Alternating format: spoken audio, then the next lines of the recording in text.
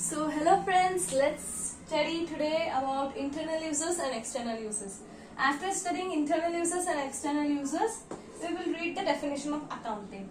So let's start. As मैंने पहले कहा था, previous video में मैंने कहा था कि internal users होते हैं within organization और external users क्या होता है organization के अलावा,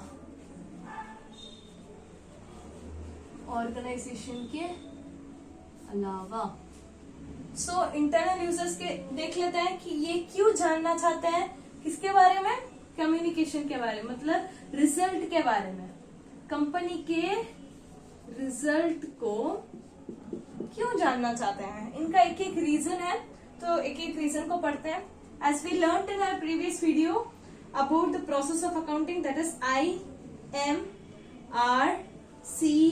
IMRCSAC.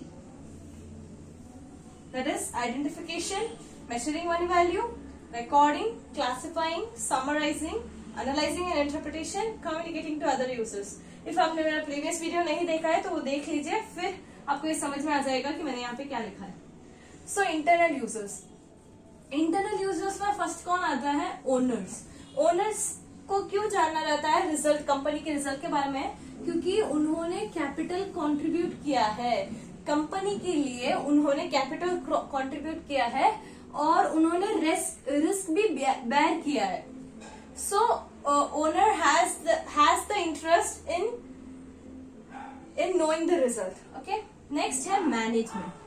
मैनेजमेंट को क्यों जानना रहता है, because it makes decision.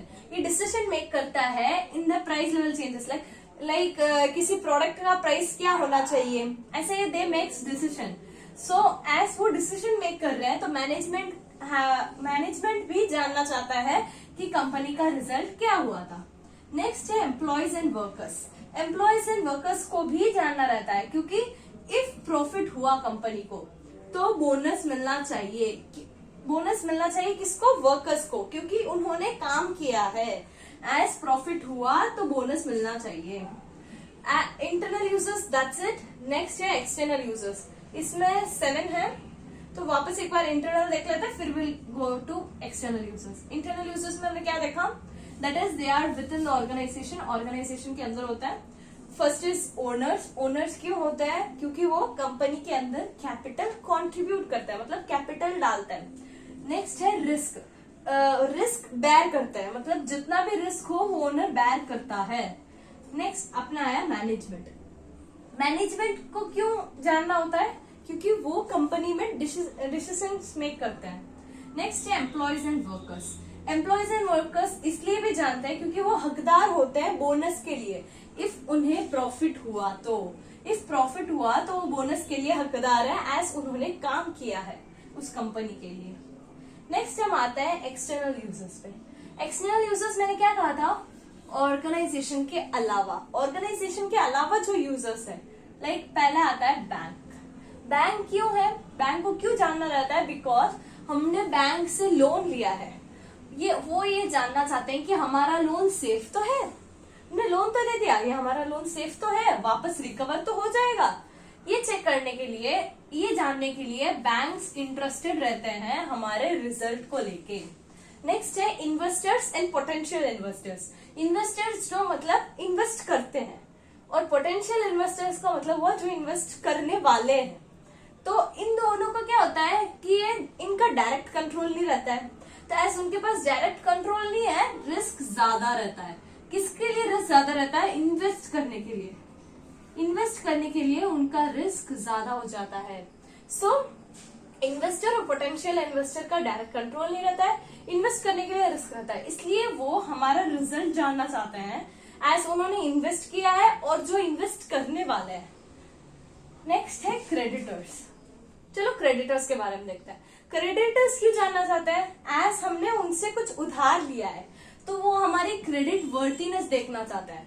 That is business की क्रेडिट वर्थिनेस, कि हम चुका पाएंगे कि नहीं पाएंगे, वही. नेक्स्ट है गवर्नमेंट. गवर्नमेंट हमारा क्यों देखना चाहती है रिजल्ट, दैट इज रिपोर्ट, क्योंकि वो उन्हें पॉलिसी डिसीजन मेक में आसान रहता है. लाइक वो पॉलिसी बनाने में उनके लिए इजी रहता है. और एक क्या है, वो हमसे करेक्ट टैक्स ले पाते हैं। इसलिए गवर्नमेंट हमारा रिपोर्ट देखती है, देखने में इंटरेस्टेड रहती है। आई मीन नेक्स्ट है रिसर्चर्स। रिसर्चर्स क्यों इंटरेस्टेड रहता है? Because they do their research work, उनका रिसर्च वर्क होता है, तो इसलिए उन्हें जानना रहता है कि कंपनी का रिजल्ट क्या है। Next we have consumers. Consumer को ये जानना रहता है कि कॉस्ट कंट्रोल क्या है, कॉस्ट नीचे हुआ या ज्यादा हुआ, इसके बारे में जानने के लिए कंज्यूमर्स इंटरेस्टेड रहता है। Then we have public. Public को भी क्यों बताना रहता है?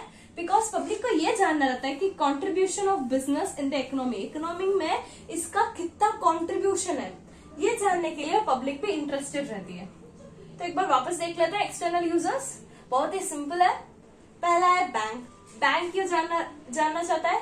बिकॉज वो चेक करना चाहता है कि उसका लोन सेफ है कि नहीं है, वापस लोन रिकवर होगा कि नहीं होगा। Next we have investors and potential investors. Investors जो इन्वेस्ट करते हैं, मैंने जैसे कहा था, और पोटेंशियल इन्वेस्टर जो इन्वेस्ट करने वाला है, उनको ज्यादा रिस्क रहता है क्योंकि उनका डायरेक्ट कंट्रोल नहीं रहता है, तो उनको इन्वेस्ट करने में ज्यादा रिस्क लेना पड़ता है। नेक्स्ट है क्रेडिटर्स। क्रेडिटर्स क्या देखते हैं? क्रेडिट वर्थिनेस देखते हैं, हमारे बिजनेस की क्रेडिट वर्थिनेस देखते हैं, दैट इज हम वापस लोन चुका पाएंगे कि नहीं चुका पाएंगे। नेक्स्ट गवर्नमेंट हमसे करेक्ट टैक्स असेस करने के लिए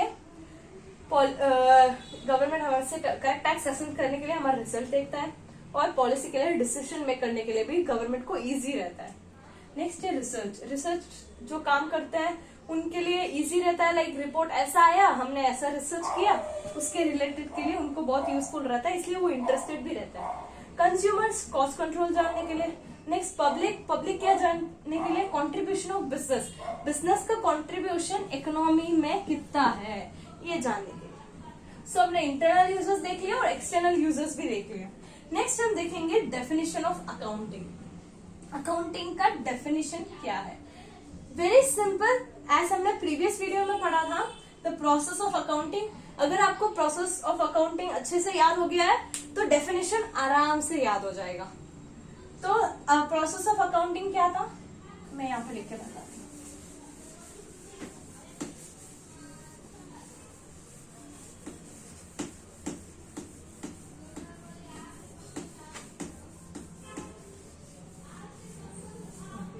हमने प्रोसेस ऑफ अकाउंटिंग में क्या क्या पढ़ा था? IMRC।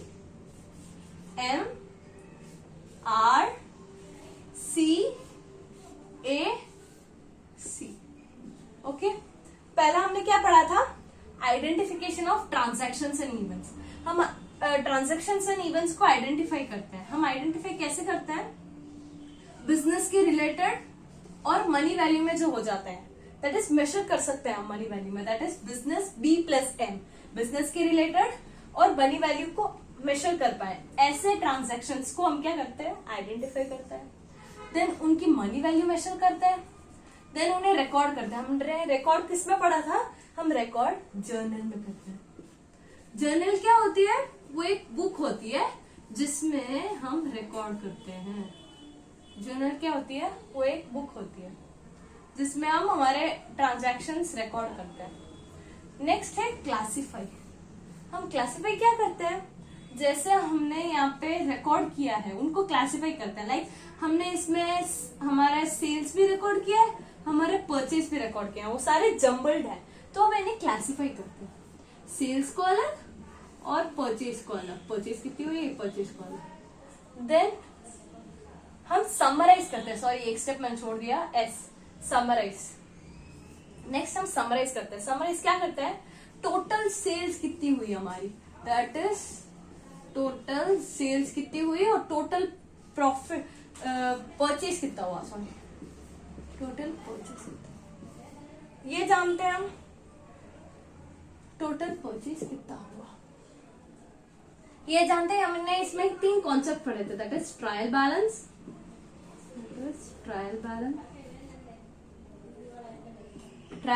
Profit and loss account और बैलेंस शीट। ठीक है। नेक्स्ट है एनालाइजिंग एंड इंटरप्रिटेशन। बिजनेस में इसका परफॉर्मेंस क्या है, ये हम एनालाइज करते हैं और इंटरप्रेट करते हैं। और कम्युनिकेटिंग टू अदर यूजर्स, ये तो हमने अभी पढ़ा था कि इंटरनल यूजर्स और एक्सटर्नल यूजर्स, इनके बारे में हमने अभी पढ़ा था। सो हमें ये अच्छे से याद है, तो इससे हम इस डेफिनेशन को बिल्कुल इजी से पढ़ सकते हैं। That is accounting is the art of recording, classifying, summarising in a significant manner. एक सिग्निफिकेंट मैनर में रिकॉर्ड करना, क्लासिफाई करना और समराइज करना। ये हमने इसमें पढ़ लिया था। पहले हम रिकॉर्ड करते हैं, क्लासिफाई करते हैं, समराइज करते हैं इन significant manner and in terms of, हम किन किन टर्म्स में करते हैं? मनी के टर्म्स में, ट्रांजैक्शंस के टर्म्स में, ऐसे मैंने बोला था, और इवेंट्स के टर्म्स में। Money, transactions and events which are in part at least of financial character, that is financial character में होना चाहिए। जैसे मैंने कहा था कि B+M वाला बिजनेस के रिलेटेड प्लस मनी वैल्यू, तो ये क्या हो गया? फिनेंशियल कैरेक्टर हो गया, financial character, financial character. Accounting is the art of recording, classifying and summarizing in a significant manner and in terms of money, transactions and events which are in part at least of financial characters and interpreting the result thereof. हम क्या करते हैं? interpreting the result, फिर हम result को बार बता देते हैं। That's it, ये definition आपको समझ में आ गया? एक बार वापस पढ़ लेते हैं। That is, accounting is the art of classifying, summarizing in a significant manner and in terms of money, transactions and events which are in part at least of financial character and interpreting the result thereof. तो हमने इस video में पढ़ा था about internal users, external users, और हमारे previous video के हमने प्रोसेस भी रिवाइज कर लिया और हमने इसका डेफिनेशन भी पढ़ लिया। So that's it for this video. For more such videos stay tuned. Thank you.